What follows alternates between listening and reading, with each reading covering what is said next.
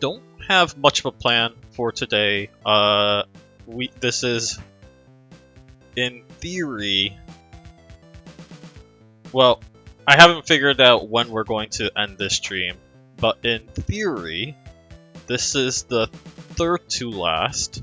I was hoping to close the PSO2 stream after 12 episodes.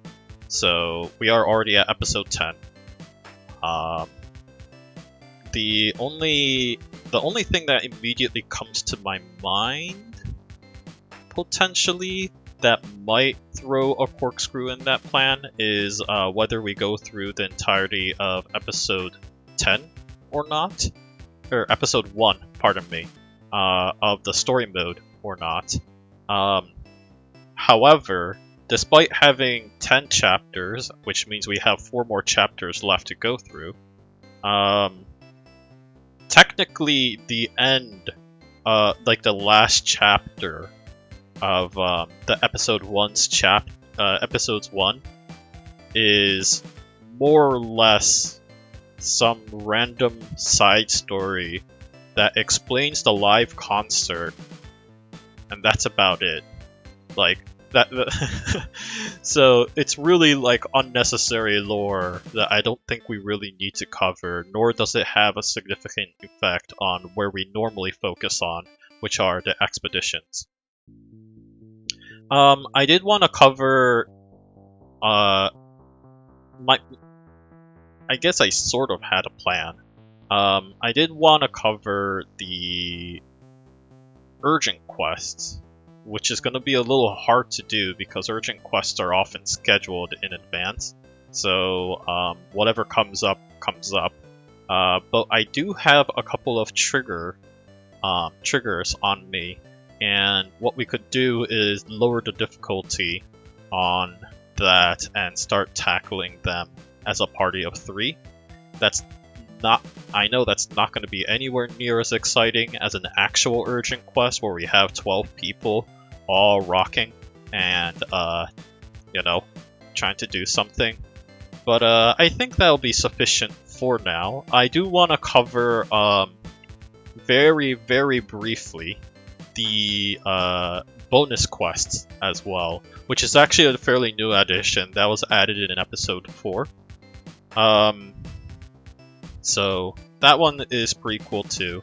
I'm only gonna cover one bonus quest because they're all single player, and I do want to make sure that Anthony and Tess can be involved throughout the gameplay as much as possible. So I'm going to intentionally only focus on one and kind of talk about the purpose behind it. It is very short. I have not played it as a Tector yet. Give me a minute, it sounds like I'm blowing through the mic.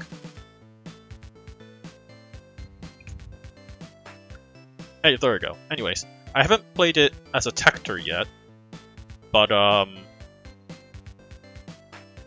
I don't suspect it's gonna take long for me to figure out how to deal with that situation anyways, so cool. Without further ado, I guess I can switch to our story mode screen. And I mean, I guess we're getting started a little more quickly than usual, but it's story mode. It's probably just gonna be me rambling about and nitpicking on stuff. Here it is.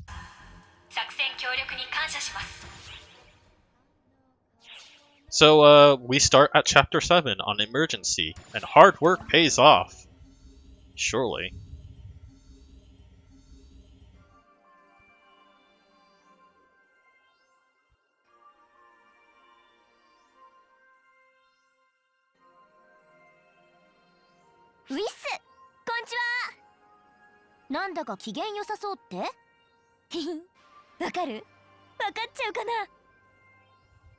Oh gosh. Luis is a slang. I think that's... I guess sup is pretty accurate in that sense. Is this the old? Is this the old lobby? Golly, it looks so different from the current one. Anyways, yeah. So Luis is a slang.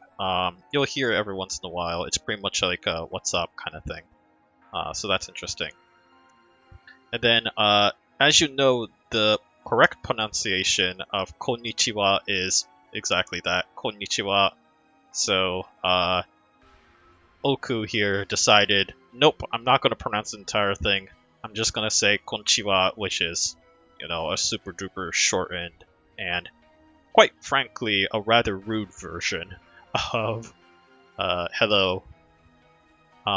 It's something you would say between friends, but yeah, if you're like saying that as a way of greeting your teacher, your professors in college, they would probably scold you for that.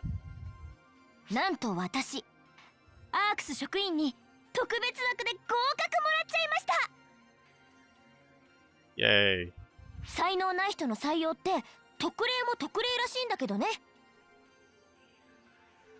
なんでもすっごく偉い人がたまたま私の頑張りを見てて許可を出してくれたとかなんとか。Oh, interesting. She's significantly more vague. Well, significantly vague is the wrong word.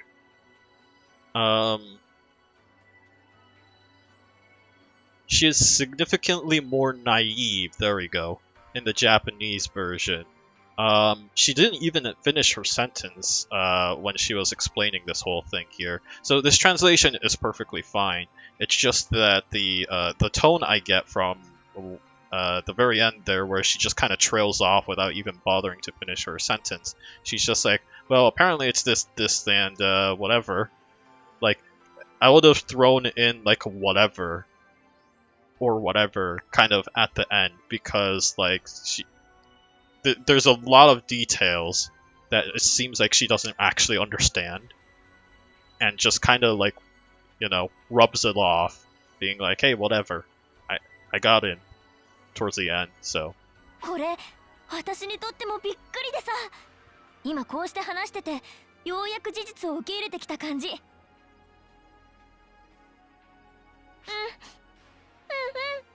私やったんだ。よかったよかったよ。 yeah, that's right. これでようやく胸張ってあいつと話ができそうだ。長かったな。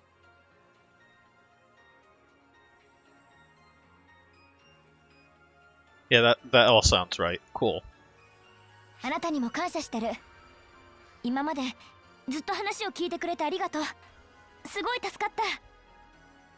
Actually, I should have picked up on the last one here. She says "munehatte hanaseru," which the localizers translated as "keeping my head held up high."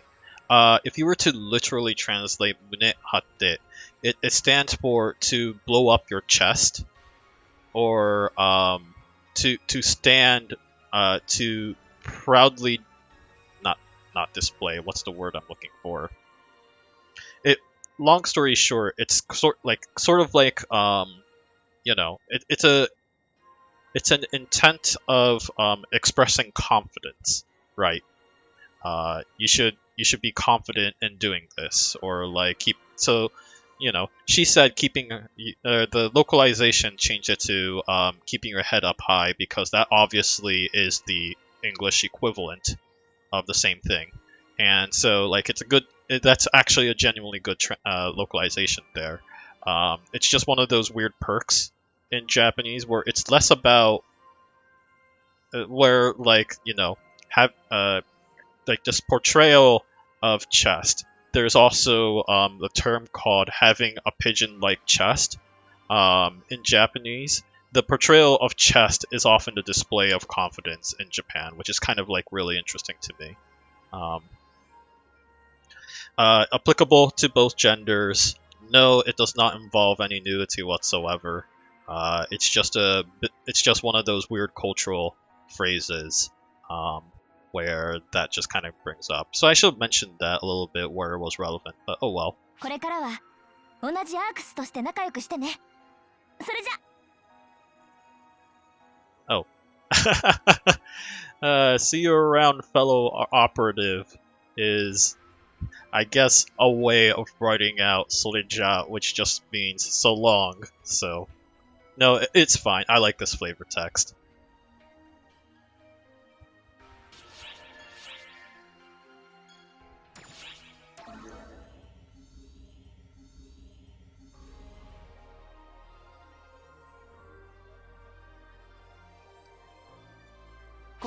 こんにちは。僕元気そうに見えます？そうですか？そうなのかな。 Yeah, that's right. まあ理由は自分でも分かってます。知り合いが久々に笑っていたので、それにつられてですね。ずいぶん迂回しちゃったけど、やっと追いついたとは彼女の弁です。いろいろからかわれたりもしました。でもその時の彼女はなんだか無理していない昔のような感じがして、ほっとして。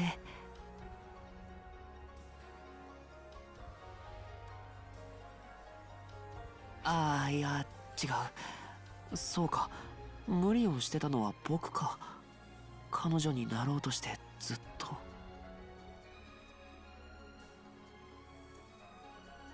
Oh, interesting. But no, that's a nice summarization of what he said. Honestly, it flows better in English. In the Japanese, he blabbers here a lot more than you would think would be necessary. He's like, well, I guess I was the one forcing her to be upbeat all this time. Yeah, probably. You know, there's just a lot of text that, I mean, shows more about his personality, but also is completely unnecessary. So, yeah, no, I don't mind this at all. だから彼女も無理をするなって。ああ、なんだ、そういうことか。Oh, okay. The subtitle doesn't make this obvious. I want to see what the actual dub goes like here. But he's like, oh, okay. That's it. Was kind of like what that last sentence. Of course, it makes so much sense now. It's not like, oh, the prior sentence stuff. He's just more like he's just thinking this through, and it eventually comes to like, oh, maybe that's what happened. ああ、すみません。なんだか一人で納得してしまって。つまりですね、僕がバカだったってことなんです。でもこれからは大丈夫だと思います。僕がバカでも彼女がいれば多分いさめてくれますから。Yeah, that all sounds right.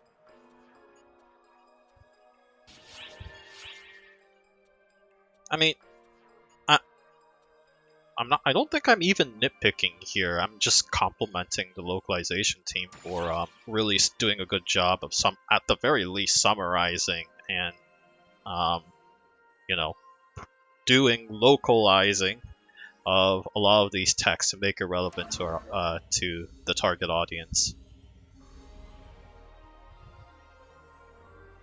おや、君か。今日も探索かい？精が出るね。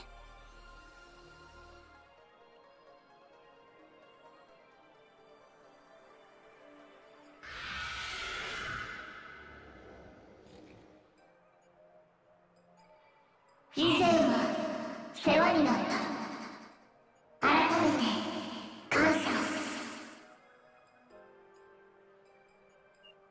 Yeah, that's about right. おや、知り合いかい？なら紹介の必要はないね。Yeah, wow, that actually reads better than the Japanese. いや何？このことはこの前から懇意にさせてもらっていてね。竜族の文化を学ばせてもらっている。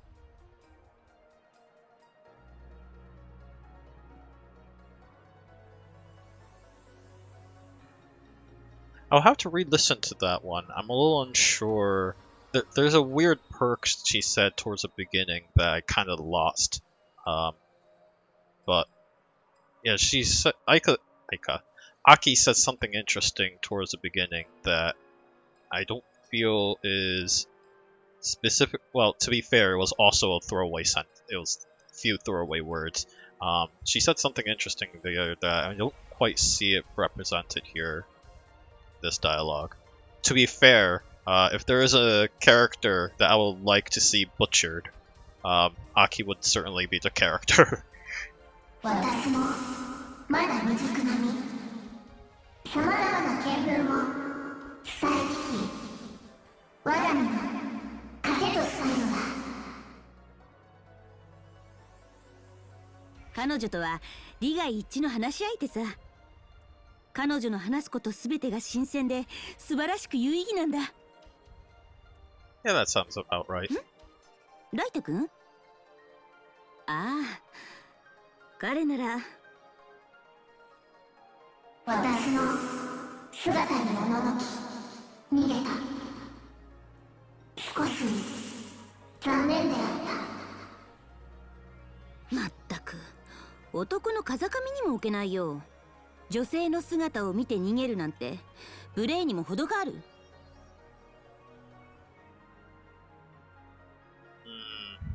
Well, I think I don't know if I mentioned this at one point, but I did say that this game's dialogue is in the original Japanese rather sexist. Here's one. I'm not too concerned about he needs to grow a pair part, but who runs at a sight of a woman? Like, I feel that's a little rude. だが、アキサの話は有意義だ。興味深く楽しい。それは光栄なことだ。そうだな。では次は男性間と女性間の話をしようか。And there we go. Thanks, Aki, for being a terrible, sexist human being. 興味ある。聞かせて。No. She's a bad influence. Don't fall into it, Corella. そういうことで、私たちは今しばらく会話に勤しむことにするよ。それじゃあね。Oh, they summarized that. That's fine. I frankly think she said too many words anyways at this point. But yeah, she was saying something to the effect like, yeah, we're gonna be deep into this conversation now. But yeah, there we go. I'll probably be at this for a while is a completely perfectly fine localization.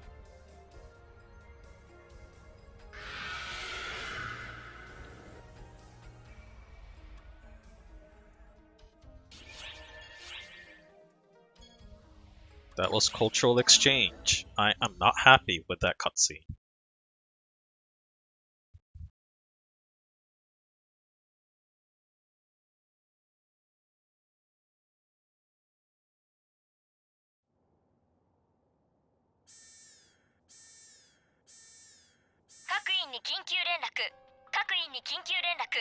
ARKS シップ内市街区画へダーカー侵入が確認されました。緊急指令が発布されています。繰り返します。緊急指令です。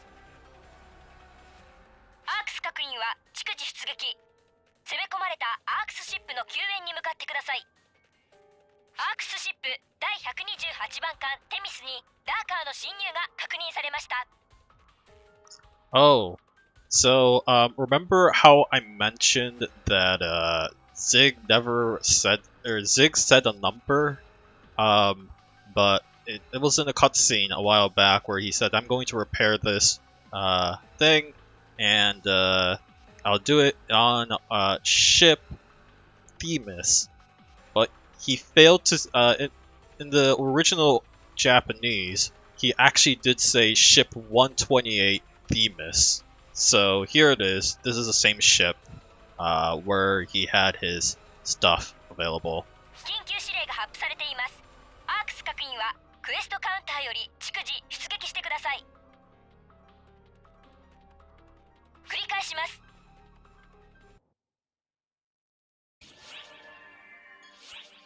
Alright. I guess I need to be prepared. We're going casual. You can see me that I've beaten this in hard, although ironically I've never beaten it with an S rank, so that's a disappointment. ダーカーは市街地の各所に侵入していることが予測されます。ARKS は各自の判断で進行しつつ、市街地の安全を確保してください。道中に潜んでいるであろうダーカーについては発見次第全滅してください。以上、よろしくお願いします。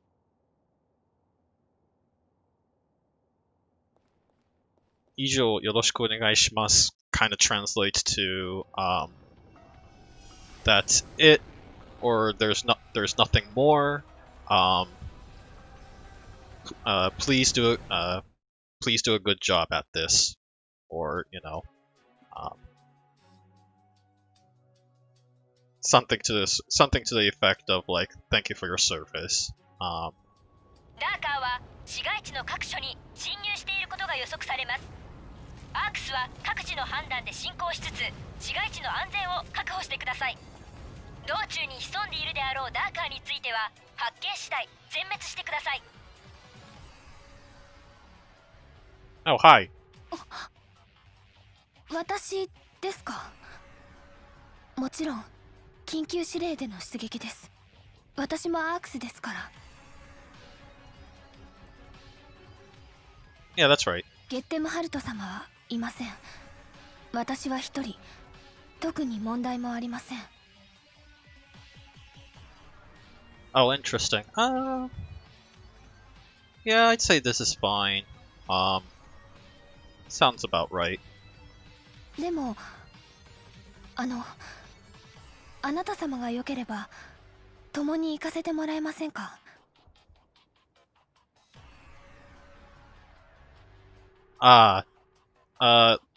Feels like they summarized this a little bit, which is I'm a little concerned. It's not that bad. It's a very minor nitpick, but would you allow me to accompany you? Yeah, I don't know. That sounds well within her character. The other line, also her hands are clipping through her hip pads, which is concerning. I would have probably went along the lines of, would it be okay for me to accompany you? Like, she's asking for permission, in short, which is like really bizarre. ずっととは言いません。途中まででいいので。Yeah, that is well within. That I think does a good job of the actual dialogue.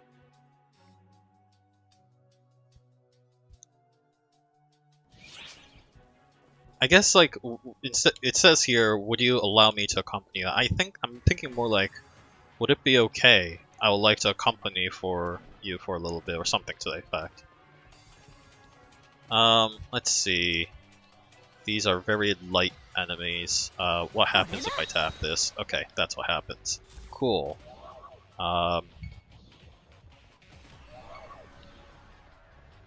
Still probably want to use this.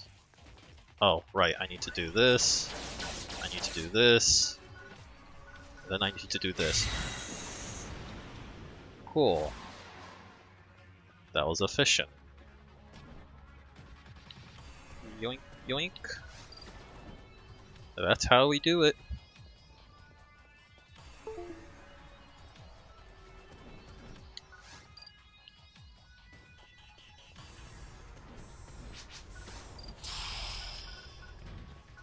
Emergency! Code! Elimination! Where's the one last one? Oh, there. Completed!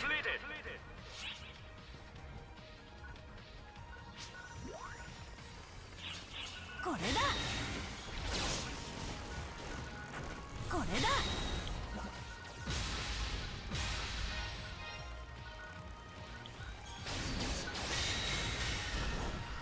ほい。 There we go. これだ。 Nice mob control.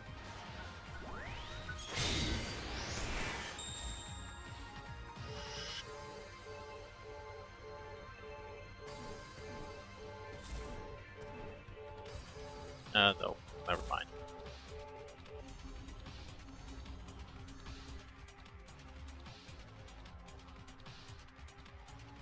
I mean, the streets has been clean so far.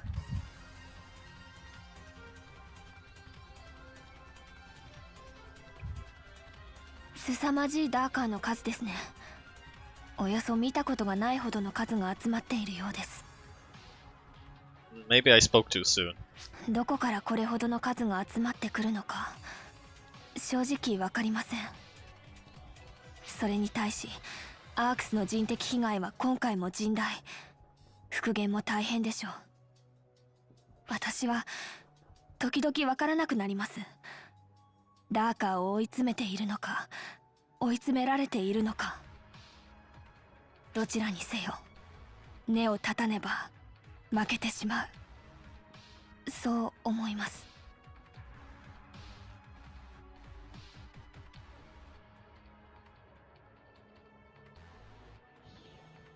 That's what I believe is fine. That's how I feel is also probably better.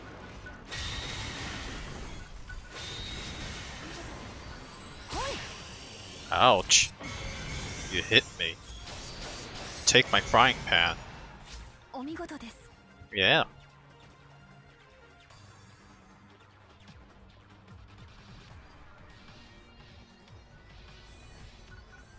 消えてください。 Emergency code elimination. Is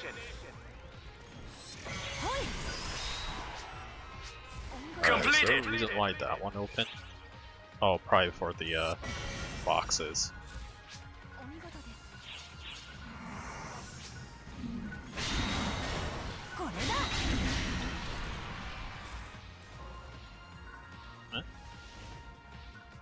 Oh, hey, a disc. Probably worthless. It is worthless.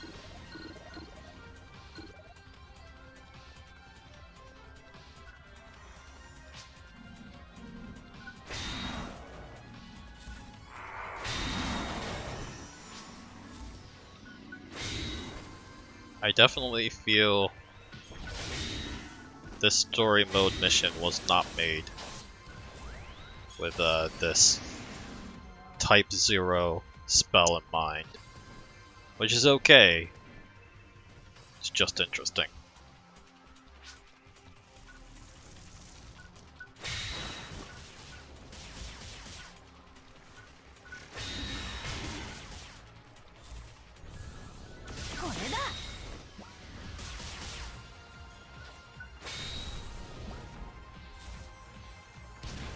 To be fair, this is casual mode, so that's probably my main reason why.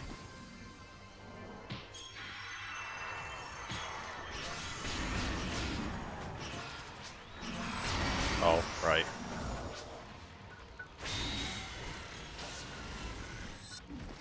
Come on.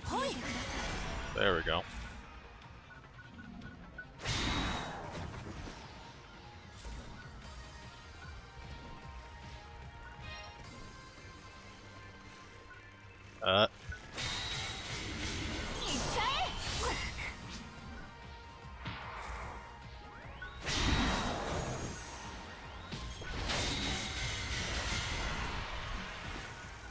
Nice. Alright.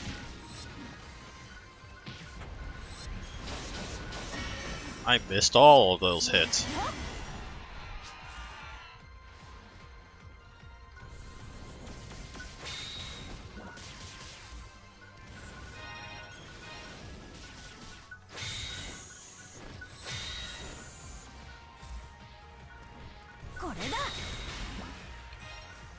Oh, dang. There. Taken care of.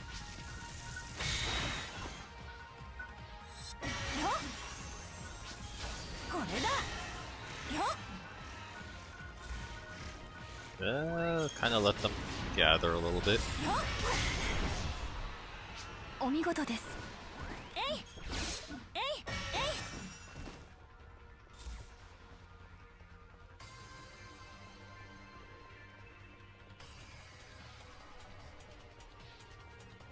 Doo-doo-doo.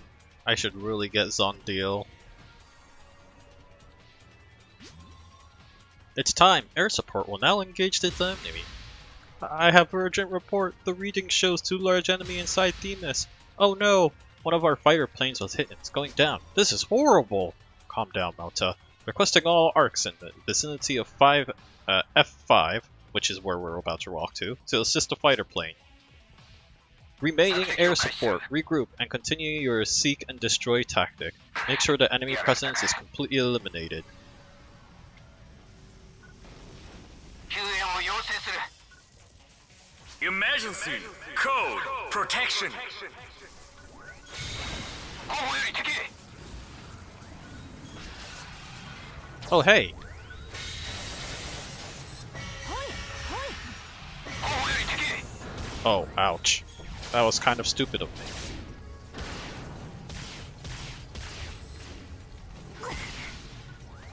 One. これだ。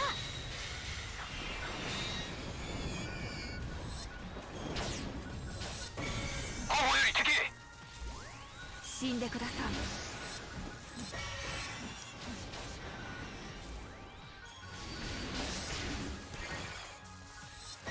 How did they? Yeah, how did they localize that? Was it "Would you kindly die" or something like that? これだ。後方より死ん敵でください。 I'm sure her subtitles will appear at one point, but she does. They did subtitle that, and I kind of like that quote actually. It's just, please kindly die. 死んでください。 後方より敵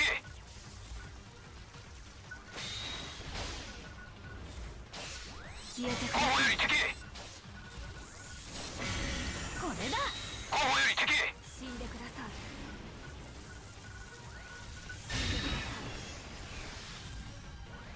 Alright, sweet. Completed 迅速な援護に感謝する 消えてください。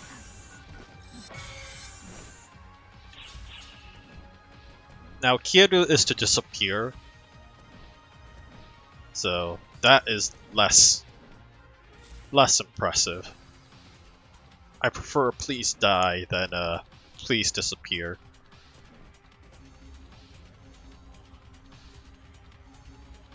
I don't know what Chris has to say to that.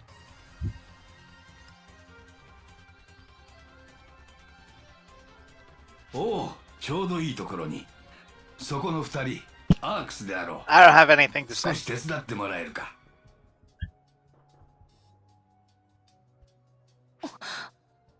その純白の装具はまさか六芒金庫の一レギアス。いかにも。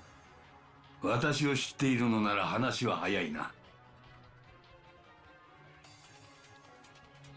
ラベリウスに行っていると聞いていたのですが、どうしてこのような場所に。 Hanashiga Hayaina is something that Regius just kind of ended his sentence with.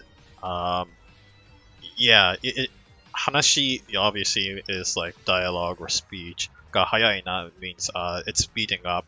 So the localization correctly said like, well, there's no need for introductions is the way they wrote it, which is accurate. That's pretty much what that phrase means.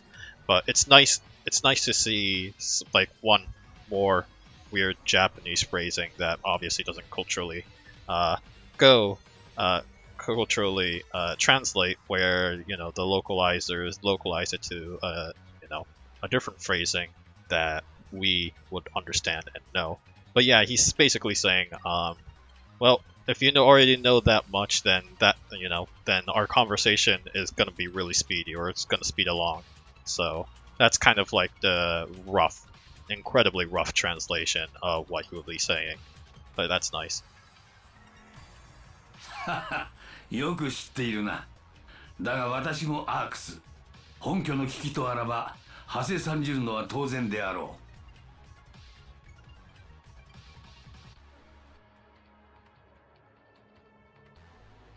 Oh, interesting.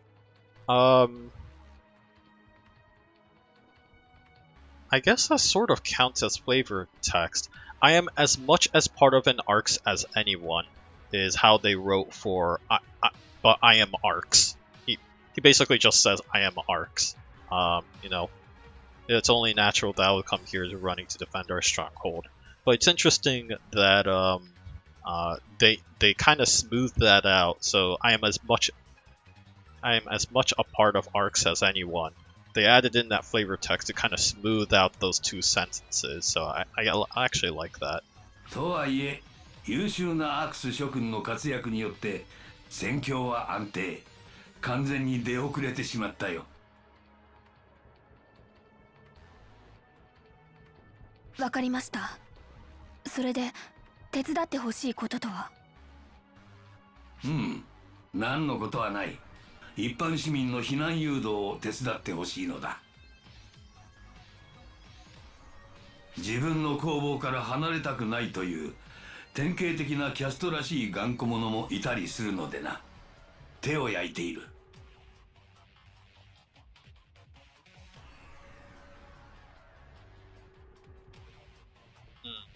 Yeah, no comments. All the way up to this point, so far very good localization. 二人ともとは言わん。どちらか手を貸してほしい。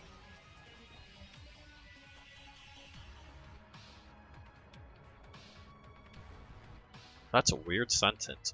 You do not both need to assist. Either one of you would do. Like, it's grammatically correct. It's just a bizarre English sentence. Yeah. I don't know. That's an English problem, not a localization well, I mean, it is also a localization problem too. But yeah, no, I'm just kind of weirded out by this line. それでしたら私が手伝います。実力的にもそれが妥当ですし。あなた様はこのまま進撃し、ダーカーの撃退をお願いします。The voice acting on that was really weird. The part, on a prior sentence she said like, well, if that's the case, I'll be willing to help you. I wonder how the dubbing worked, but the Japanese dub, or she says some sort of grunt, kind of more implies like surprise. I don't know. It's just bizarre that didn't fit with the rest of the sentence where she's like, well, that's something I can do. I don't know. That's weird. ということだそうだ。昨今の女性は決断が早いな。Well, there you go. Another dialogue. Although, later on, admittedly, this is a little more in character with Regius, because he's old. He's really, really old. さあ、急ぎましょう。手分けをすればすぐに終わります。早く。やれやれ、女性に先導されるとは、私もいよいよ年を実感するな。それでは、失礼する。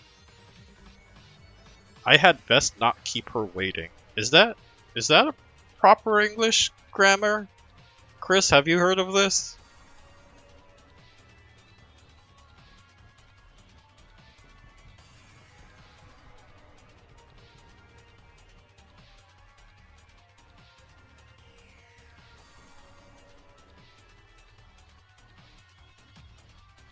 I would imagine that it would be best not to keep her waiting. Do you hear me? Yeah, I do. It might be muddled due to translations or being a robot or something like that. Yeah, I don't know. That one's really bizarre.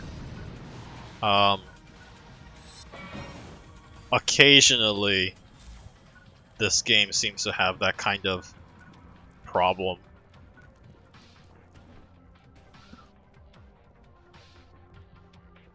Oh, hey.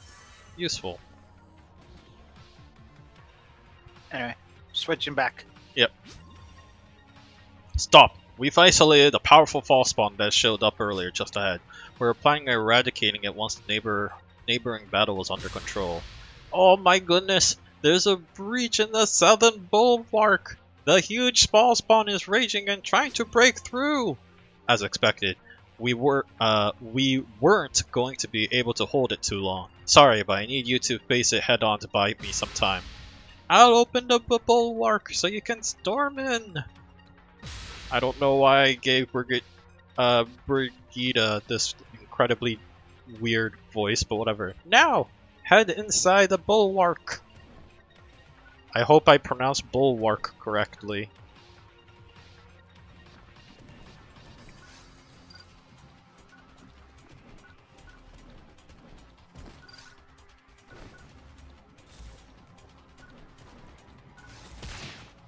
Ouch. Oh, I'm just gonna skip you all then.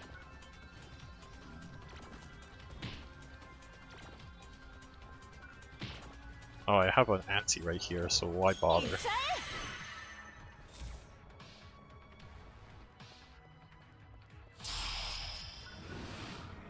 Emergency! Oh, hi! Attack! You again. Cute. これだ。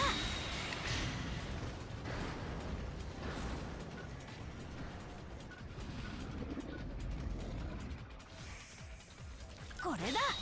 これだ。 Oh, weird. これだ。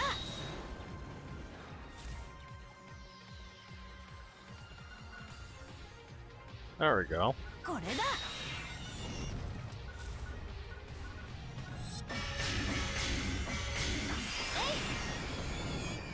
Completed!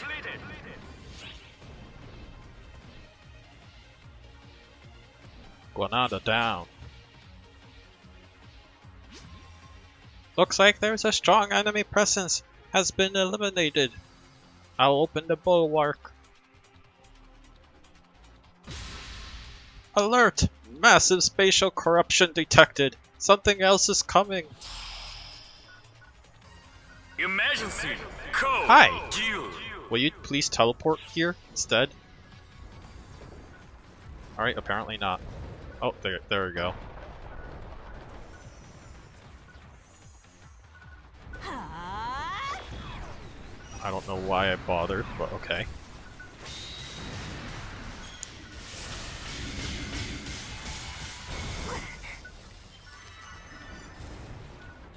これだ。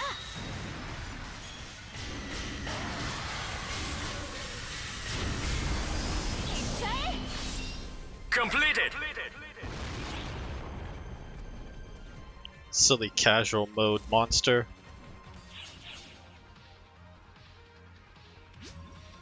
There is no sign of enemies. Looks like we've weathered the storm. Well done. Amazing! That was something! That was really something. Oh, whoops.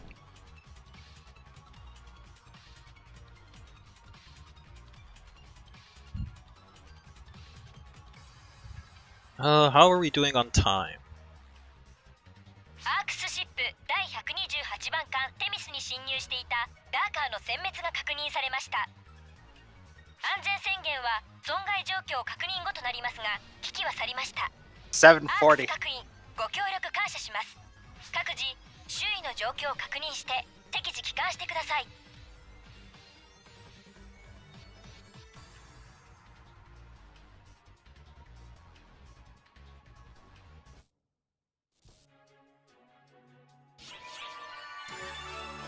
Hey! Even in casual mode, I cannot get an S. That is a very sad state. Alright, so reminded me, Chris, that I should start with Theft of a Weapon Restored. Alright, we're moving on to actual adventures. I don't know if we have anyone online right now. Oh, hi! I see that we have Tess here. So, yay, we did it.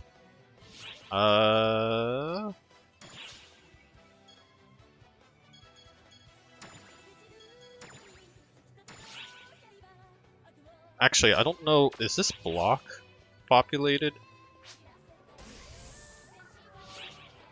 It's okay. Cool. Hello? Hello, hi Tess. Sorry I'm late.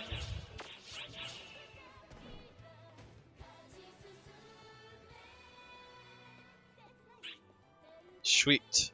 Alright, I need to, change my class here real quick. 何をしたいのかな Was it Gunner Hunter? Yeah. またいつでもどうぞ Sweet. So as you can see, when you go to the shopping plaza is the word I'm looking for. They have changed it again completely. There. Oh, okay. I can hear everyone. Weird. Alright, I want to hear you again. Now the game isn't making music, which is weird. At least I can hear you now, which is interesting. Okay, that's a little strange. I was commenting that the shopping plaza has changed completely. Yeah, I saw that. Well, Sakura Wars is indeed a game franchise. I actually heard a lot of good things about that, so I do want to check that out at some point in my life, in my bucket list.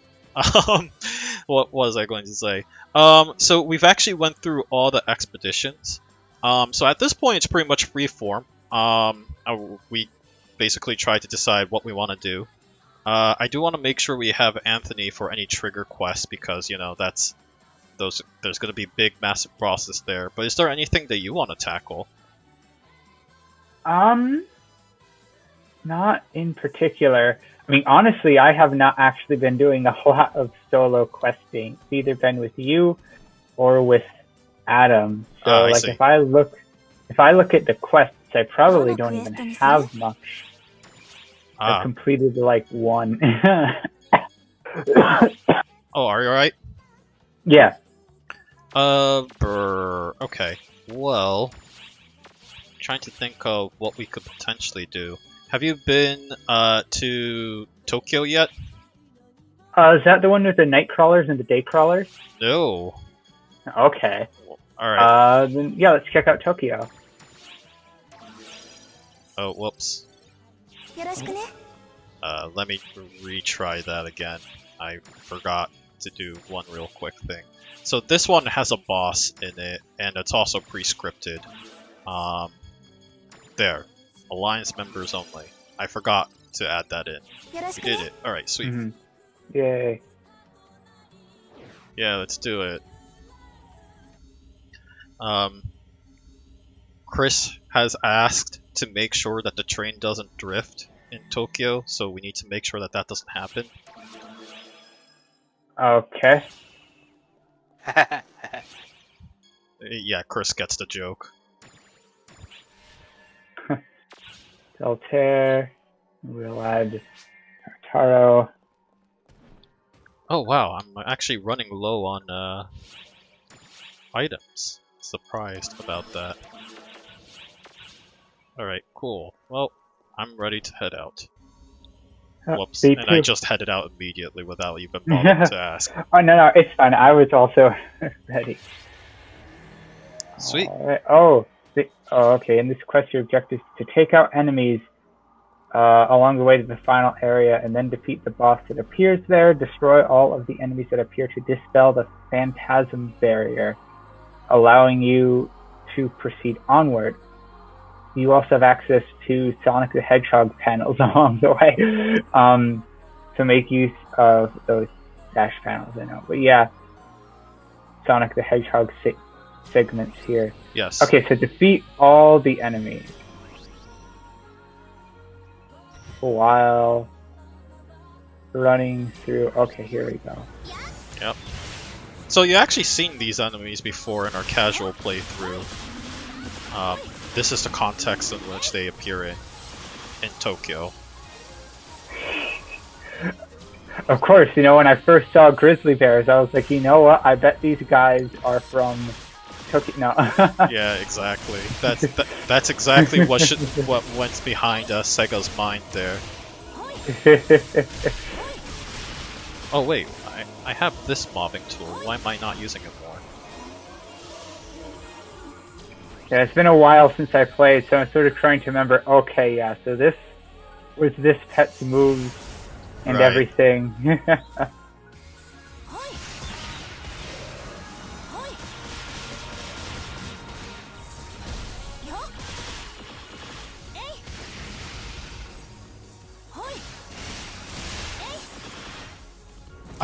So with my casual character, just yesterday I recently swapped to I'm trying to level up all my characters to level 75, so that's the context. I finally swapped to Summoner. But I don't have any pets or eggs. So that might be a problem. Okay. Emergency code Cool. attack. Yeah, I wonder, is there like a gift? Yeah, can you gift people Pierre things? is supposed to give you a Wanda, but apparently I've already done that quest because he had no Wandas to give. Interesting. Well, I was wondering, like, do you want me to give you an egg or something? I might Oh have no, it in I'm my good. storage. I'll figure it out. It's not like I have any shortage of it's not like I have any shortage of gun blades at this point. So Oh, okay, I guess. Oh yeah, the boss. all right, so be sure to get the right setup here. Showtime. Sure.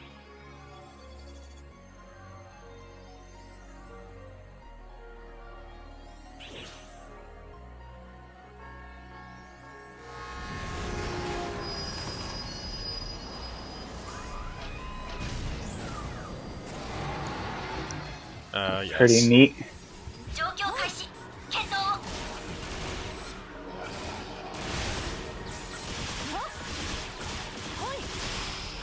Oh, this thing does not stay still. Code due.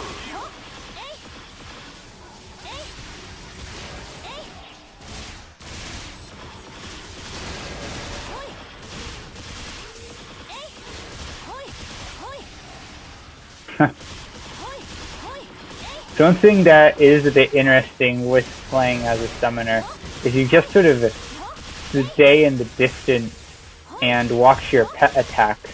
Right. One of the unfortunate side effects is that if I don't get close enough to the boss, Tartaro is just over here like Just standing there. what? Yeah, just standing there like, oh, what are we doing? お疲れ様です Completed.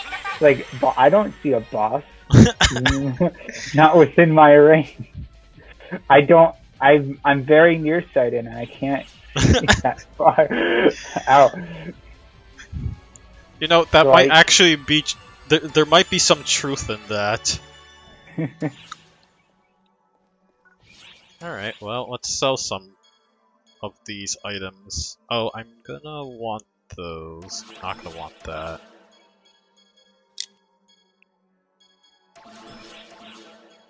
Yeah, it's the cognitive dissonance. It's like, it's right there!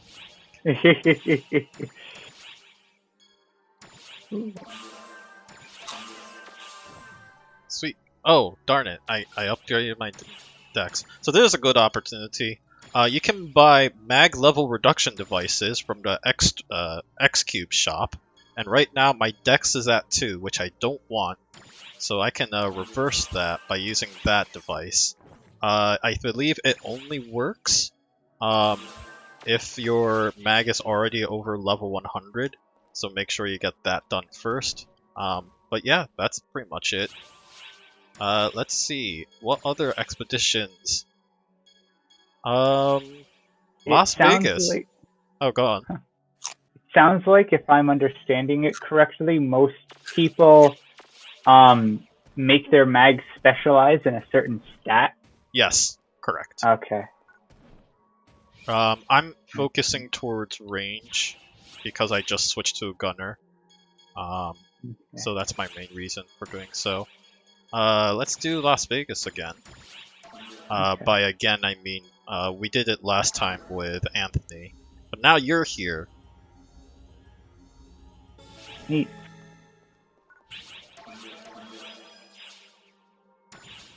Sweet. Alright. Ready when you are. I'm ready too. Alright, go. The problem with like the AI. Oh yeah, so you're gonna get a tutorial.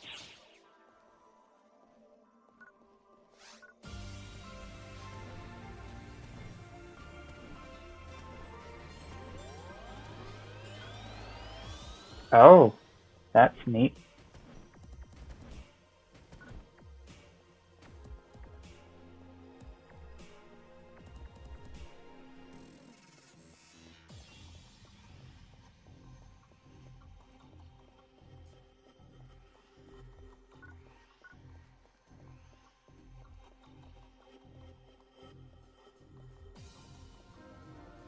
All right.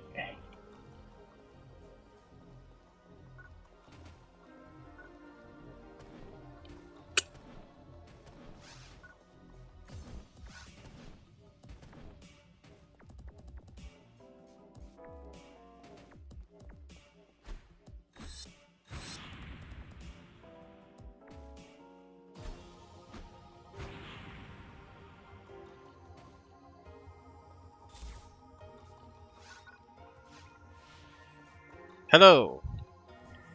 Oh, yeah. So welcome to US US of A. Oh yes, running around in giant robotic frogs. Right, It's exactly. Very Very reminiscent of you know, actual a country American experience. right. Of a foreign country we've never went to before and don't actually live in. Well, that looked evil.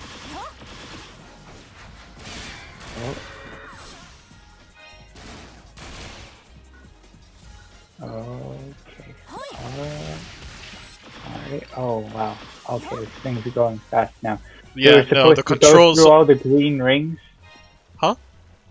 So we're supposed to go through all the green rings or something? No, we're supposed to go to this gigantic light beam marker. The gigantic light beam marker. Oh, the big. Okay, yeah, I see it. Not exactly sure how to get down. I guess So through these air things or whatever. So for the viewers here, I've Water mentioned. planet. Yes. Sorry, go ahead. So for the viewers who haven't who haven't actually played this game yet, the Ride Droid's controls are absolutely terrible. It just moves automatically forward.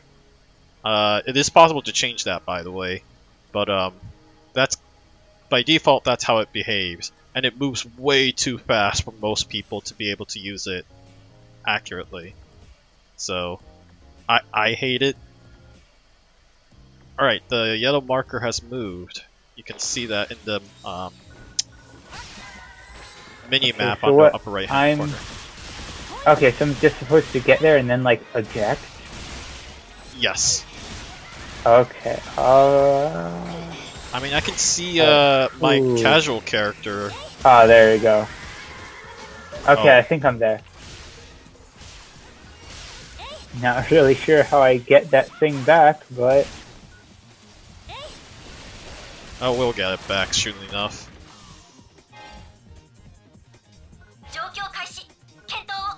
Oh, okay. I guess we drop down. And grab one of these Ride Droid's pads. Drop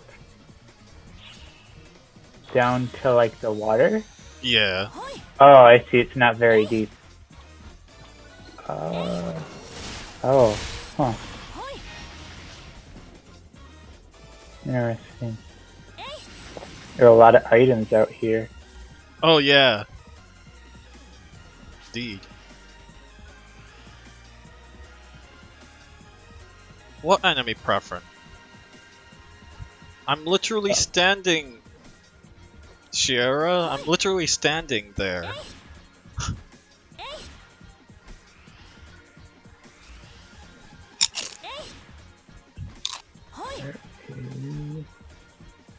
There's the big beam of light now.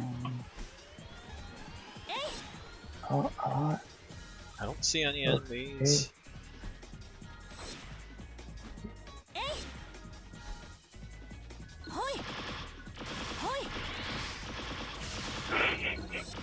Oh, there you are. Some of these names, though. The Galaxy. Planet Azul. What's the one that I... Water Planet. That was the one I was pointing out before. Oh, yeah. LA Villa Rose.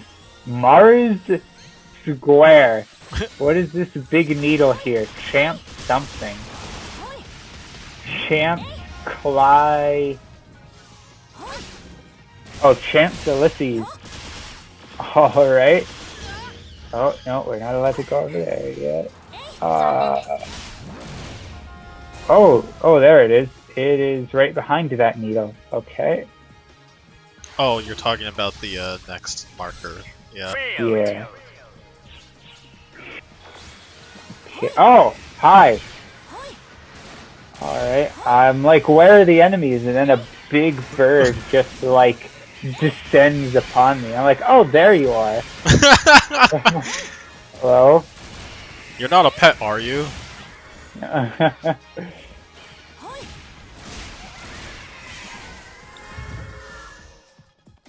Oh yeah, okay, so you want a thing. Yes. What was I thinking? Oh, right, so I started off with this episode mentioning that I was hoping to pull a conclusion to this series at 12 episodes. We're episode 10, of course. Okay. But first off, it does not look like we're getting anywhere close to story mode done, so I'm debating on how I want to approach that, if at all. And the second thing is episode 5 comes out in 2 weeks. Ooh. Yeah. Oh, this is an interesting. Emergency code chase. Yeah, I'm not sure I like this quest. So chase is you just run into aliens, That I guess. big... Yeah. That big jellyfish up there? Uh-huh. You just bump into it, that's it. Oh, okay. Oh, yeah. I got one. And then I got the other one. Okay, cool. Where did they go now? Alright. Emergency code. Grade S performance. Did we win or something? Yeah, we did. Oh, Oh, we can No, finally see where's- this boss.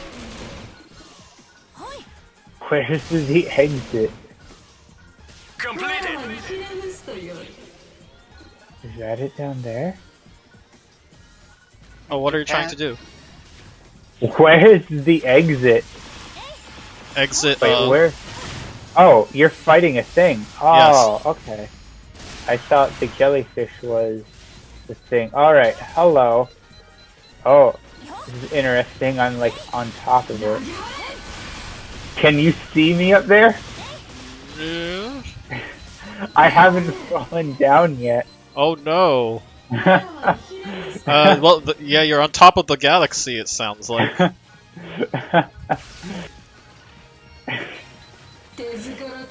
Don't know if this is a good thing or a bad thing. He seems to not be able to hit me. Oh, except now my pet is dead. Oh, and there I go. Alright.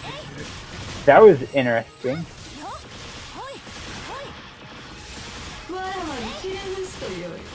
Oh. I'm wondering how they dubbed Vegas Illusia. In Japanese, she just sounds like a really pompous. Yeah, I'm gonna say pompous. Goddess-like character. I just got a good look at this boss. Is that the Statue of Liberty riding a sphinx? Yes. Shooting casino coins? Yes. Oh yeah, she's reminding in Japanese. She's reminding us that she is a goddess. Completed. Basically, it amounts to but I'm a goddess.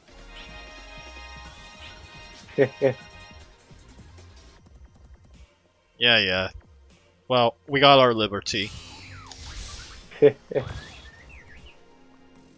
Alright. Well, I guess I'll go to the next marker. Yeah, you can tell that these Tokyo and Las Vegas were introduced in episode 4. They are very different in their expedition / quest style. Not sure how I feel about it, but at the very least they're focused, right? Yeah. It's interesting. I always really like unique twists on things. And I think it's probably just because we're coming into it after like 8 years of development. Right. But I've quickly gotten to the point where I'm like, okay, I feel like the threshold for unique twists has kind of been surpassed, and now I just have no idea what's going on. I mean, yeah, like, it seems like the whole point of, like, this level is to introduce ride droids, right? Yeah. And I don't know, I don't like him. Yeah, well, it's neat, like, you know, having a level with, like, a unique twist and stuff. I like that, I appreciate it. But I think what's hard is it's like there are all these classes with unique twists, and then you have mags which have all these twists, and every pet has its own twist, and mags have their own twists, and, like, the things you can equip on your pets will have their own weird, you know, twists to them, all of which kind of change the game. Right. And so I'm kind of like overwhelmed. Yeah, you very quickly get overwhelmed, which, again, to this game's credit, if it had started out where, like, mags don't exist, pets are pretty standard, you know, the quests are just sort of, you know, fight enemies and then sometimes there are bosses, like, that would have probably, you know, adding in this stuff later on was probably pretty cool. But I feel like just dumping it on NA maybe could have been a bit more gradual, I guess, because I sort of feel like, you know, like you said, it's very overwhelming. Like, there's too much to sort of learn in order to actually play in a way. It's all that balance. Like, you know, you want... So I'm trying to play and talk at the same time, but you want something that's going to be, like, you know, unique enough that people... Like, you're not going to want people to be like, oh, well, obviously you press X and then you win, you know. But at the same time, you want people to sort of be able to formulate an idea like, well, what if I try this? And then that, like, experimentation, I think, is what starts to get people engaged. Whereas with this, it's not, you know, on the one hand, they've avoided the aspect of, like, oh, I just know what to do, you know, but they've made it where I'm like, I have no idea what to even try, I guess, sometimes. Right. And that's not good either. Yeah, I agree. I guess I had the point benefit of jumping in very early on. Obviously, it's a mature MMORPG, and as you rightfully pointed out, there's already been like 8 years of development where they just like had, you know, conceptually it makes sense that they had to add more features over time to keep the current, you know, on the Japanese player specifically, engaged. It's a really weird thing because like Sega already knew that there was quite a large audience from the US that was already playing the Japanese servers. So like a lot of, when you especially search through YouTube and you talk and like, oh, my controls didn't seem to work for some reason. When you go to YouTube and search for like, you know, people who already know or who provide tips and like, you know, does information on PSO2, like almost all of them have already played the original Japanese version. So right, like, and that was one thing I discovered as well was like I was writing all those questions about like, okay, what type of attack, do summoners actually use? Because it seems like it depends on who you ask, and I know that's not like the actual answer. Eventually I figured out it depends on the server, which makes sense. But that was where I learned there. Like, okay, you have to make sure you know what server they're talking about too, Right. because the rules are going to be different. Yeah. Yeah, and I, like you said, I totally understand why it is. And it's still a very fun game. I mean, don't get me wrong, I like it a lot. I just feel like there's still sort of a barrier to entry that I'm kind of in the process of breaking down, I guess. No, yeah, and I think that's all. To me, it's like it's really interesting because that's the thing about game design, right? When you're talking about the first initial impressions and trying to learn the thing, like you only have that experience once. Yeah. So, so from my perspective, I'm already used to a lot of these aspects of the game, and so like these observations are really interesting to me. It's like, oh, right, when everyone starts, this is how they're going to feel like, and especially at this point where like now there's 4 episodes, and in the Japanese versions there's 6, and I believe they're preparing. Then presumably NGS is the next one that's coming up directly afterwards. It's just so interesting. It's really bizarre, as you said, how the North American / global servers is like ramping up to be almost parity to the Japanese servers, presumably by the somewhere mid 2021. And I don't know, it's on one hand, I'm glad that they started off with less episodes, so that there was actually a ramp-up time for people to learn. Pardon me, the mechanics.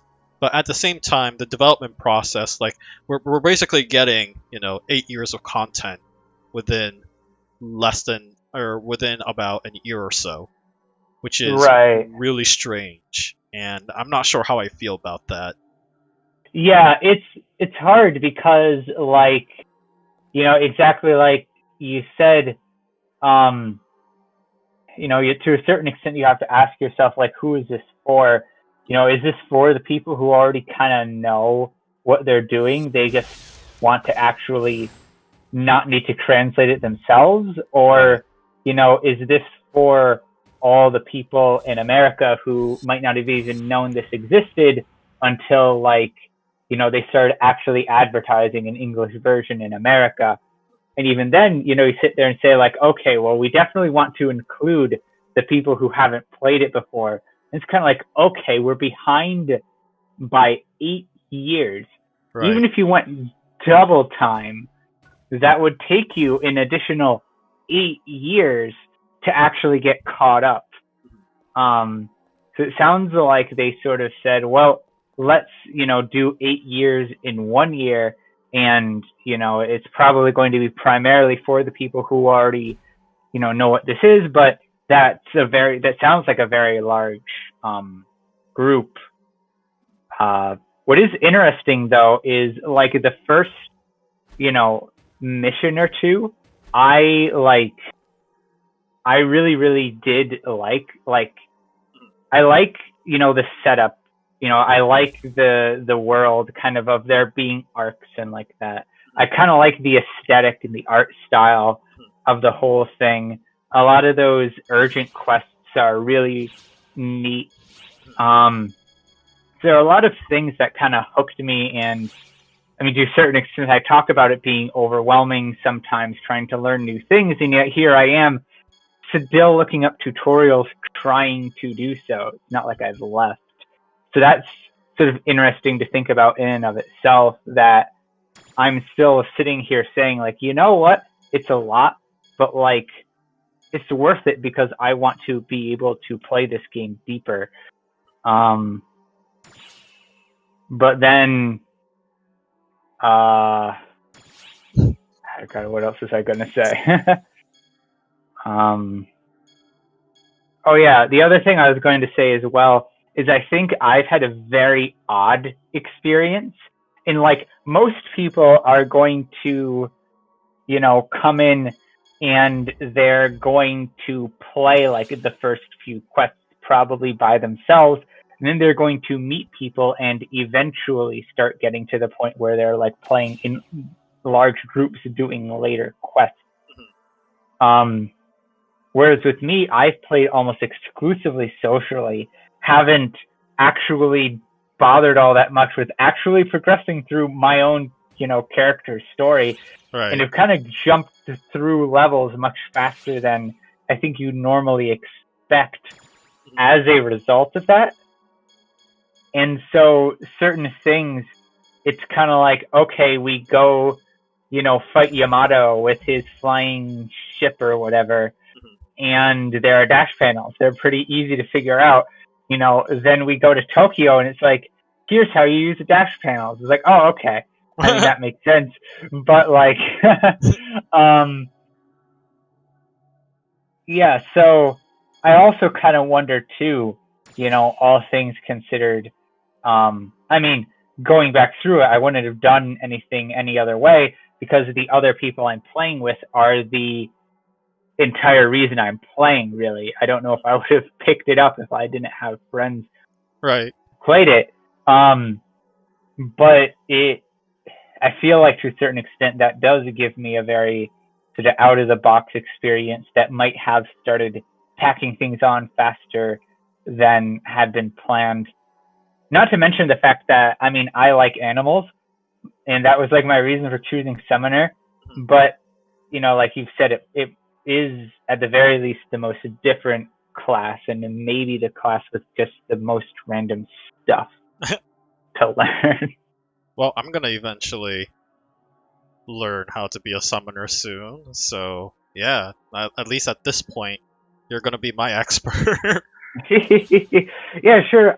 Yeah, feel free to ask me any questions. I can try my best to answer them from the research that I've been doing, at least from a level 30 player's perspective. Yeah, makes sense. Yeah. No, this is all like really, really interesting to me. So, yeah, it's a weird conundrum. I wonder how like most MMORPG game designers do it when it comes to, and for that matter, free-to-play game designers as well, since I know that a lot of free-to-play games, like Fortnite, tends to follow the same formula. Like, how do you keep the game friendly to beginners while constantly adding new content for people who are already experienced? At what point do you like throw your hands up and say, no, we're just going to leave it to the expert players? And at what point do you try to mitigate it and be like, hey, we want new players to join in as well? So many interesting questions and so many interesting like game design choices that this game has, where I'm not entirely sure. I'm not always entirely sure what they're thinking of. Yeah. I mean, we just saw, for example, Las Vegas with Statue of Liberty standing on top of the Sphinx. I don't know about you. I don't know what they were thinking when they made that. Yeah, so much of this game is just like a whole bunch of random weird ideas that like would be neat in of themselves, but then you kind of wonder how it all came together. It's like, oh, you're in Tokyo. There are grizzly bears and dinosaurs. You know, the subway boss there, I guess, I don't exactly know what they would have called it, but like the train boss was pretty cool, relevant. But then it's like, oh, you're at Las Vegas. You are piloting a mechanical frog, and then you fight the Statue of Liberty. You know, because it's just all in America, right? You know, they're American things. I don't know. It's like it's weird how it's just this mashup. like the one where they had the day crawlers and the night crawlers, and they're kind of in conflict with each other. Felt like Right. it had some coherence to it. I mean, I haven't seen the story, so maybe there is a completely logical reason why there are T-Rexes in Tokyo. They do have a story reason. It's not very good. All right. But yeah, continue. Yeah. No, that's all I was saying. Was like there may very well be like a story reason for it. I think that's another oddity of my experiences. Yeah. I'm just walking into these places for the first time, and I'm like, oh, there are dinosaurs here. Yeah, that's Like- gonna be your experience with probably episode 5 too. I mean, admittedly, like I'm just throwing you all these late stage stuff because that's where we are on the stream. No, I find it fun just like randomly jumping around and playing stuff together.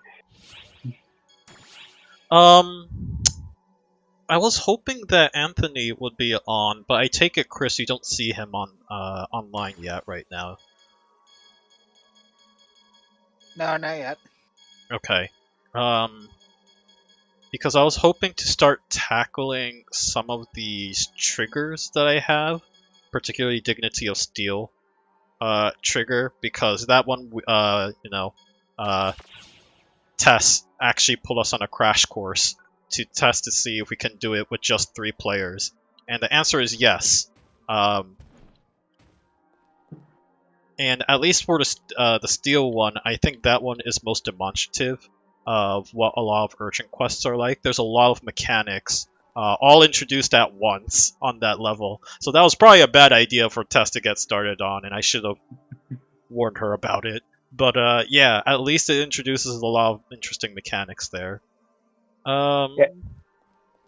I mean, I don't know how the other urgent quests are, but honestly, that was probably some of the most fun I've had playing this game, though. I mean, you're right. I had no idea what was going on, like, the entire time. But it's probably, like, the craziest level that we've played so far. And that just had its own interesting appeal in and of itself. Let's see, what time is it? It's 8:20 right now.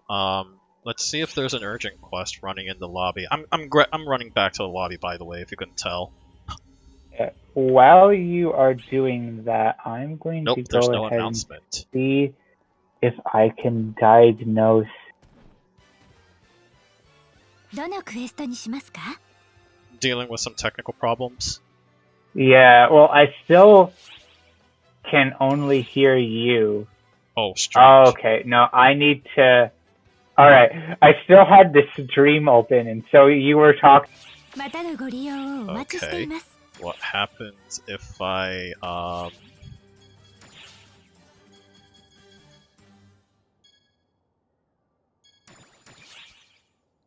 Nope. What happens if I leave my party? どのクエストにしますか? There we go. Okay. So we're gonna go for the special mission Tokyo bonus quest. As the name implies, I mean, I think I mentioned it earlier that this is only a one-player solo quest, so it makes sense why it would just boot me out because I had a party of 2. So here it is. I am not in the slightest going to bother optimizing and getting as much EXP as possible, but bonus quest was something that was introduced in episode 4, and it's really weird because it's the game's way of allowing people who just started the game to catch up. But interestingly, the easiest way to get started on bonus quest, like if you try to exit right now and I say confirm, unable to locate an unexpired key in your inventory. So you actually need to get keys that expires over time. But the easiest way to do so is under the daily quest, clear all daily mission. Once you're up to, like, I believe level 40 or 50, you'll start getting these daily quests, and clear all daily missions specifically is the one that's going to give you the silver key for this specific quest. So I'm just going to take all the rewards.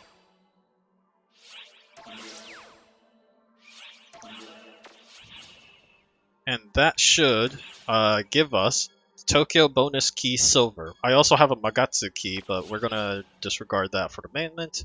We're gonna buff ourselves before we head out.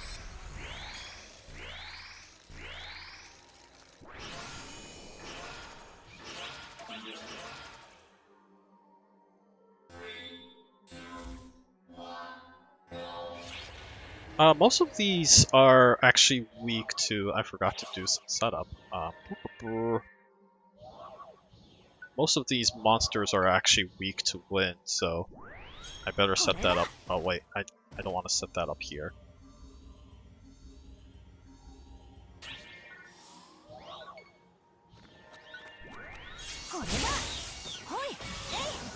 There we go. So this is completely scripted. It's actually incredibly predictable what all these monsters will do and where they'll spawn. Hi zombie. There, bye zombie.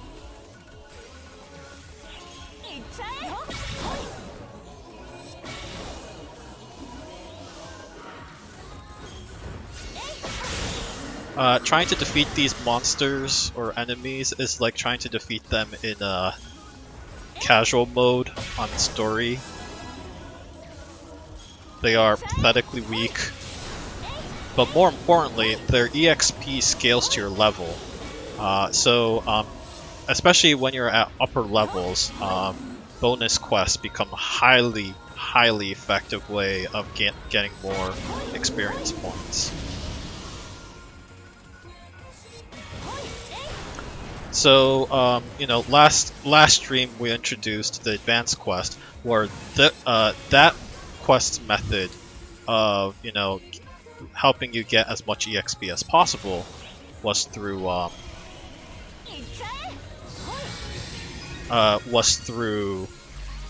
whatchamacallit, advanced quest, which is they throw a ton of enemies at you at once.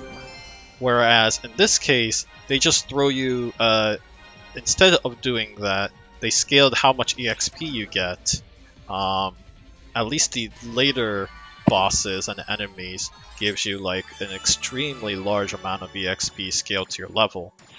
So yeah, it's interesting that this is their way of resolving the technical, the skill gap issue, especially in regards to player stats between those that started and, you know, those that are much farther into the game. So yeah, they're fairly easy to obtain, as demonstrated earlier. It's just a matter of grabbing them when you're going through like the first recommended quest and taking care of all the what's the word I'm looking for? Taking care of all the daily missions that gives you a daily boost. Bunch of stuff that I probably do want, but I'm not gonna worry about yet.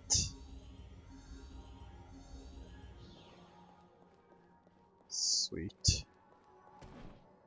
Alright, I think I set this up correctly. Yeah, okay, sweet. Oh, I can equip this. 157, 157, 211. These are still somewhat better, actually. Extraordinarily enough.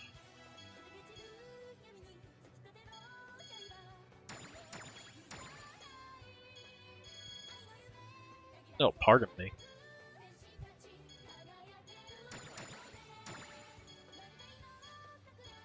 How is this in comparison to the one I already have? It has a higher, interesting, it has a higher limit, so it may actually be more powerful. I'll have to look into that.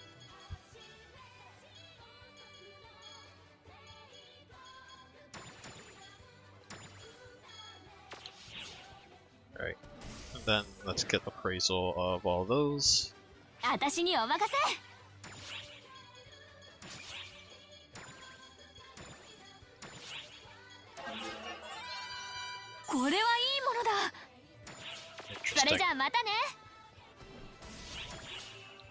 I will have to figure out what I want to do with all of these at some point.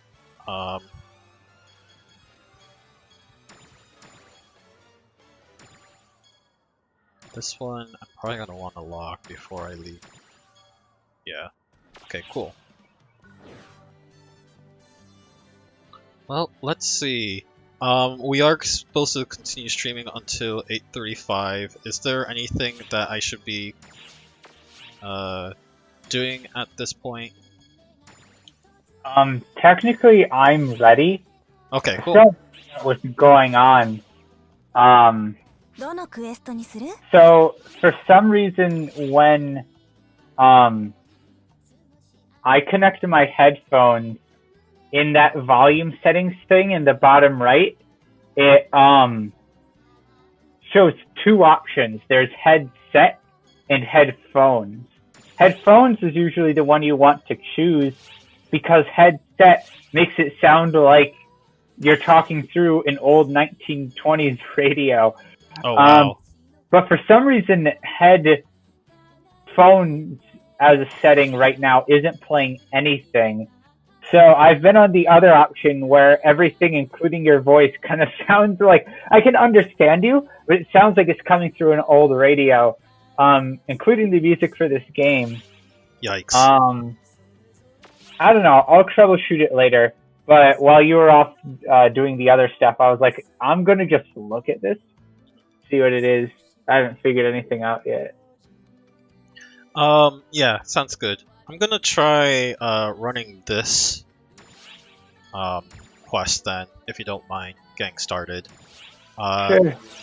So time attack is an interesting. This was probably gonna be our last quest because time attack is shockingly long.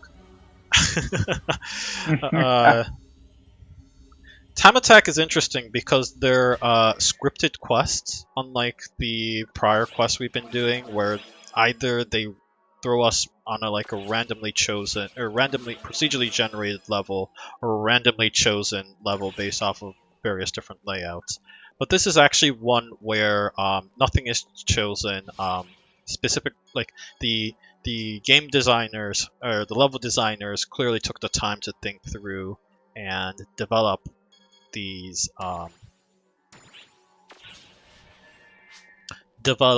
levels in a way with like a progression system in mind. So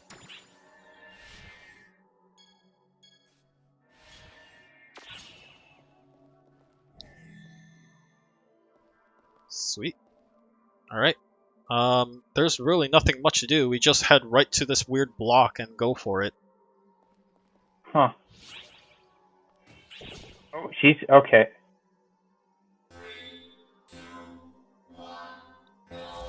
Yeah, it's actually a time attack. But yeah, we actually get to see like the level designers and the way they kind of want to present their game. And I chose Amduskia specifically because there's at least one part where it's like, okay, that's interesting. Also, Nefarious, I feel, is designed to split up the party deliberately. I don't know, which way? Huh.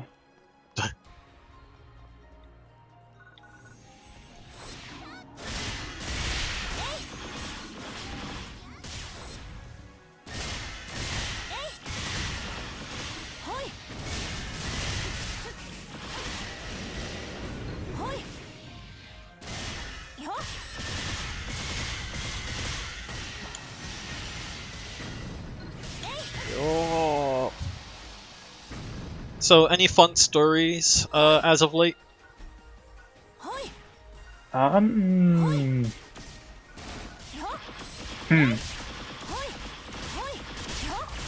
you know, I did recently start my new job. Oh yeah, congrats again on that. Yeah, thank you. I am very exhausted. Yeah, I bet.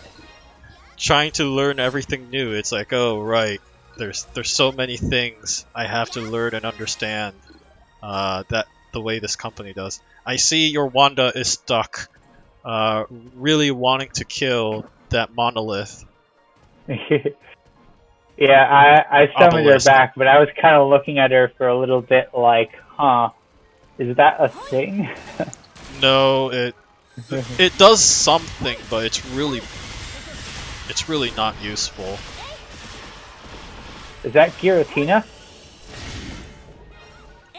Do you know who that is? No. Okay, it's a Pokemon.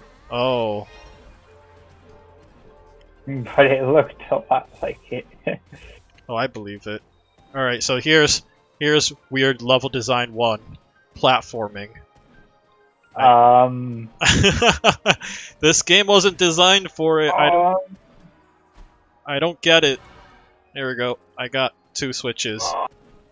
Come on, your Banjo-Kazooie skills! I know! You trained for this!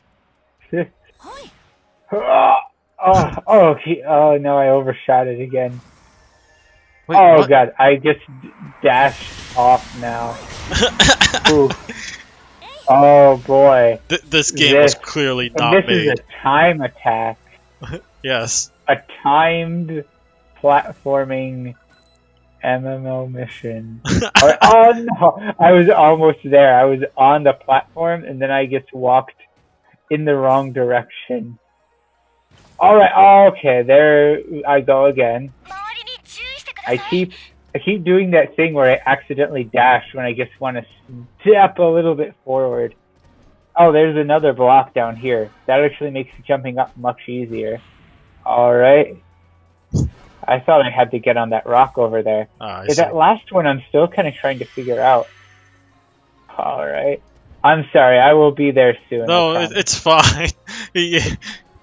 This is wildly entertaining on my end. Here, I'll I'll mock you. Oh no! Why I can't stop dashing? I want to not dash. You can do it. I believe in you.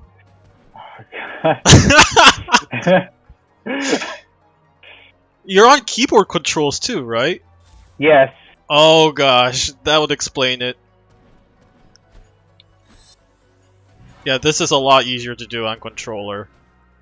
Yeah, I still haven't found a good controller configuration.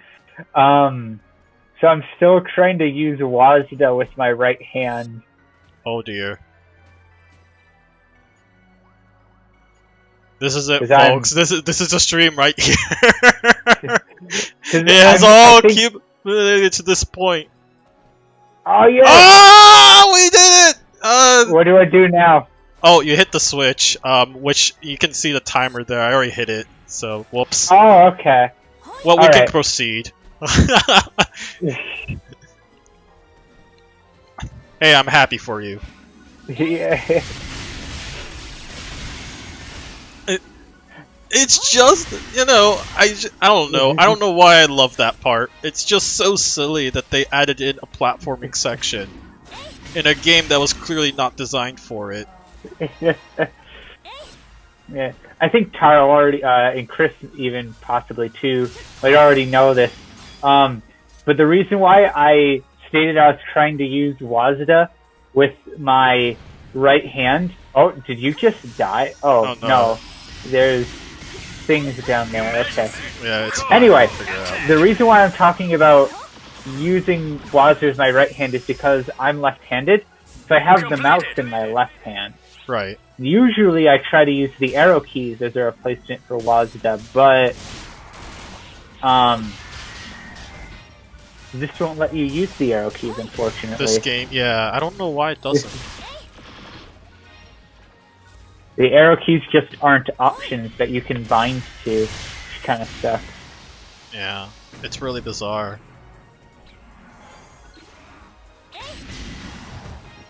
There's so many, like, weird artifacts of this game.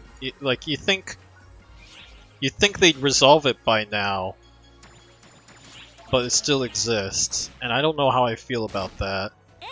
Yeah, well, it's weird. Like, back in the day, in the, like, 90s era of, like, you know, me growing up with humongous entertainment putt-putt games and, I don't know, Pajama Sam or whatever else there was, weird stuff. I feel like arrow keys were kind of the norm. Right. I felt like WASD kind of caught on later on. I could sort of see why WASD would be more popular with right-handed people, but I would have thought that a game being very old would have made it even more likely to be arrow key based. Right. Yeah, I have nothing. I don't know why. Completed.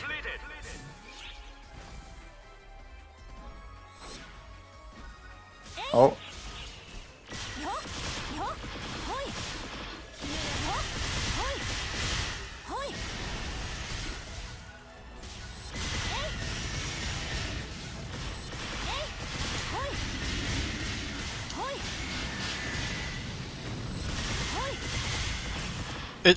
So what I know from, or what I'm informed of was that the WASD scheme was something that was popularized by Half-Life. That makes sense. And it just became like the standard thing that Valve would do. Interestingly, at the time, there was one other control scheme they were debating on utilizing, but never came around it. So there's often like people talking about the potential, how PC gaming could have changed should Valve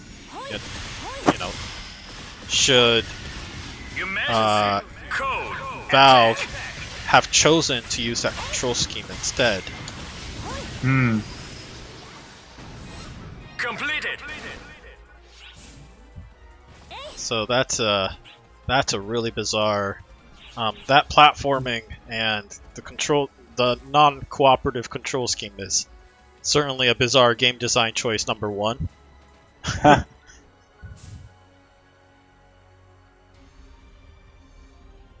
I didn't notice this. I found a switch just randomly, and it looks like it actually opened up a bunch of shortcuts that we did not take.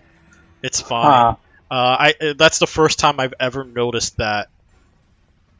Interesting. So I just thought that was really interesting too.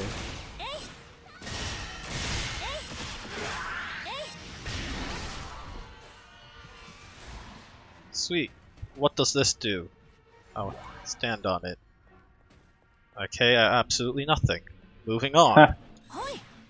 Oh, right, I remember this. You have to go through all 4 sides and trigger their switches. Which, fortunately, I can travel. Is your avatar is just walking through the lava? Oh, fantastic. Can you just do that, or? No, I can't. I just fly over it. Well, I made it, and I hit the switch, so I guess the next switch it is. So I haven't actually heard of that alternate keyboard scheme that you're talking about. What did it look like? I think it was ESDF. So it was actually that's interesting. Yeah, it was actually 1 key over. Alright, I hit that switch, which means the south one is the one that's left.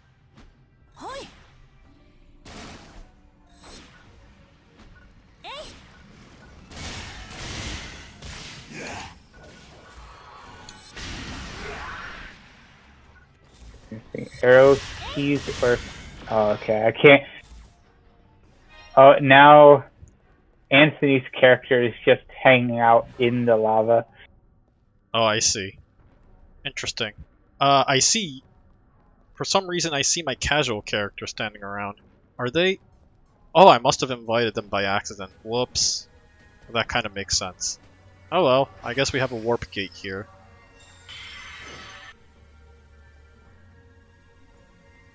Where did that lead us? Okay. What does that mean? There's another switch here.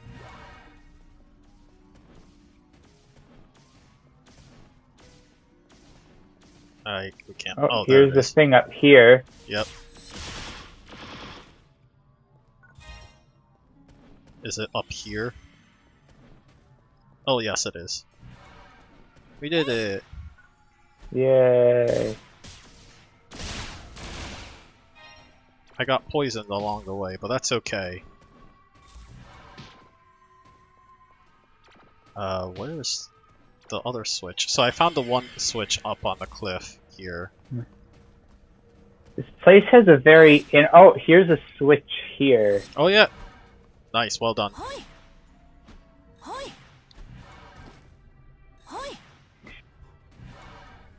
Alright, there's apparently one more switch that I guess is orange, and it's right here. I'm standing right next to it. Okay, cool. We did it. Yeah. Like, I don't know, like, this to me is interesting that they're like then pacing it with basically Easter egg hunting. Yeah. Oh, the aesthetic choices are interesting. Oh yeah, with the lava. As well, yeah. The lava, but also just the sound design. There's like no music. It's all just like intimidating noise. Has that feeling of almost being like, oh, here's 4 switches right up here. It almost has that sort of like, I don't know, intimidating ghost level type of thing. Like not necessarily final level, because final level aesthetic feels more usually like, you know, they're building up to something big with like, you know, big swelling orchestra or something. This is more like the ghost level that has a handful of random Easter eggs that are actually a lot creepier than the rating on that game would, you know, imply at first. You know, when you really start to look into it type of level. It's interesting. This is the default music for the volcano levels, so that's mainly the reason why. I will say, like, the music in this game is shockingly complex. Yeah. So you can see this. Like, this is actually really cool. I love this design where like they put in 2 warp portals just to reward you with these 2 bosses fighting against each other, and you're like, oh, I guess I need to kill them right after I go through this warp zone. Interesting.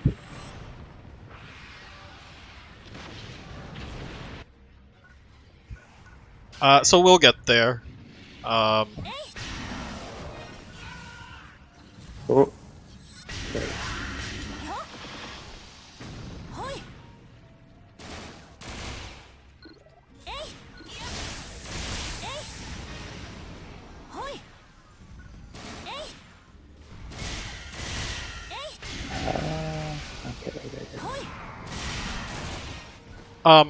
You're right, what was I going to say? So I was informed that the way this game works when it comes to its audio design... Oh, we can just go through now? Oh, neat. I guess we didn't have to kill everyone. It's all of a sudden Undertale. Anyways, so what I heard from the from just online forum posts and whatever, the way that the music in this game is designed is like when you load a level, what it does is it loads a bunch of music samples, all very short ones, and like depending on what point or stage you're on, it'll play one of them at random, let it resolve, then play the next one, and so on and so forth, kind of creating this weird dynamic music that constantly changes over time.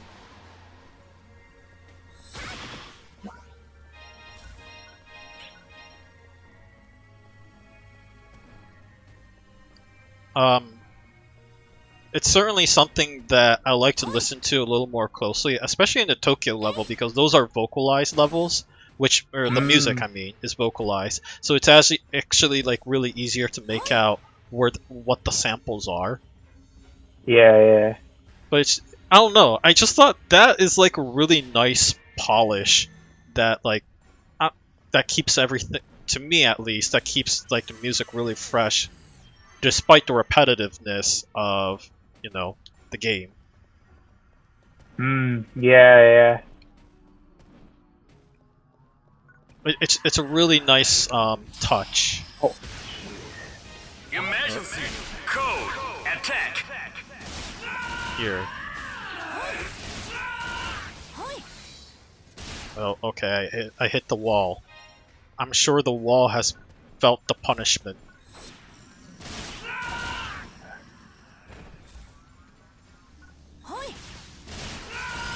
There we go. Completed.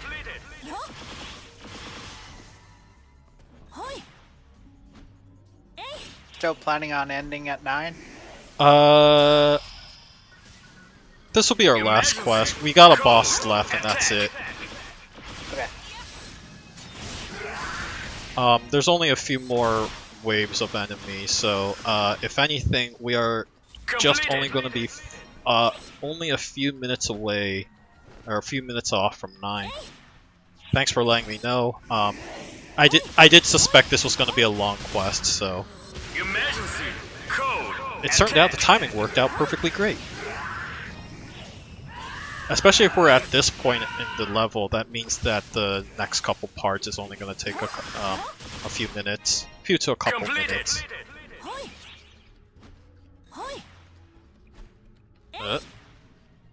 Where am I?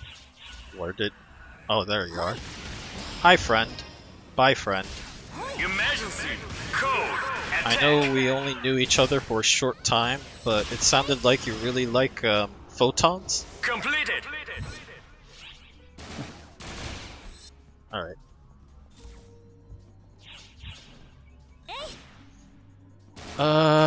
Let's see. Oh, it was interesting. First day of work. Was they apparently were doing a game jam prior, so it was like a showcase of all these various internal game jam games that the company had. Oh, neat. Yeah. Obviously, I won't go into any more detail because that is very much NDA stuff. But it was just like a weird way of, you know, the company introducing themselves. It's like, oh, just to let you know, we had a game jam earlier, and here are the kind of games that we made in like 2 days. That's neat. Yeah.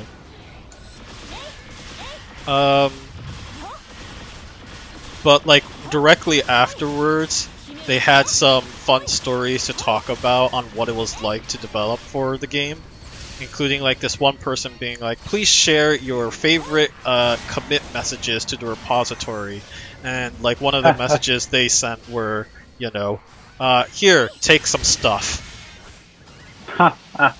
It's like, oh, very descriptive.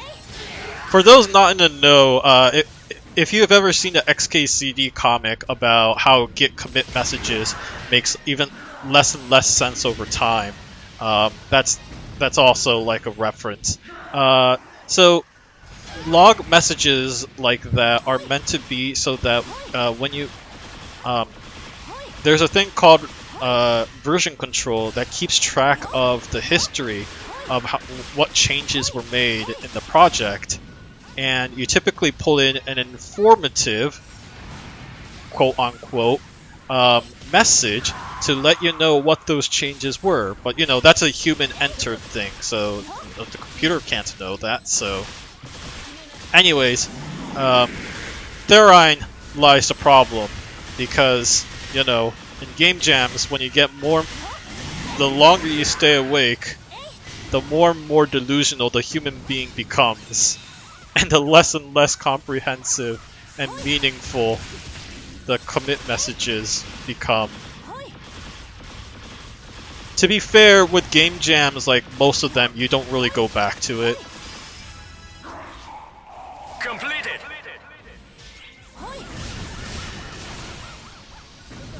We did it! Yay! Yay! Where are we? Almost exactly at 9? Okay, we're 1 minute away from 9. That's pretty darn good. We can collect items then. It's all in the lava still, but... Okay.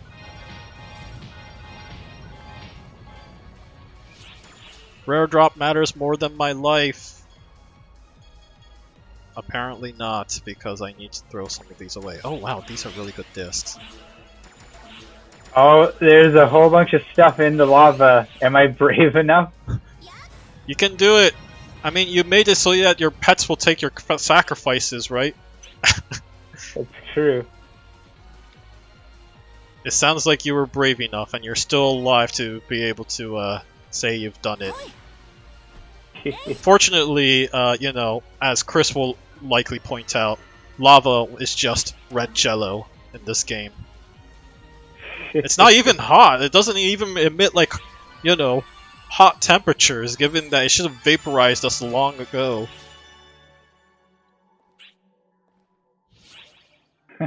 It's just an annoyance. Right. They're just poison.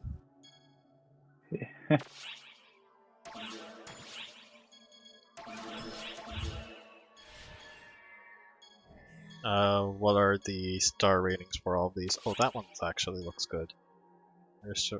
Yes.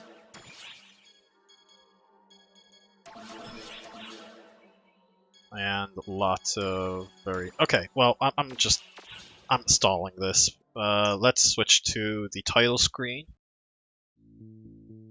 Thanks for joining, Tess.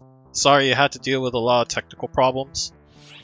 I don't know, it's fine. My headphones have been weird before. I don't exactly know what's going on now, but I'm sure it'll just go away at some point and I'll have no idea what exactly was happening. As computers do. Yeah, thanks for joining on this. Yeah, hopefully next time. Maybe I'll just check the schedule. So apparently, PSO2, the website, now actually has a Google Calendar that indicates when all the urgent quests are going to be scheduled. So hopefully we can keep track of that instead and see if we can kind of schedule things a little better that way. So note to self to do that.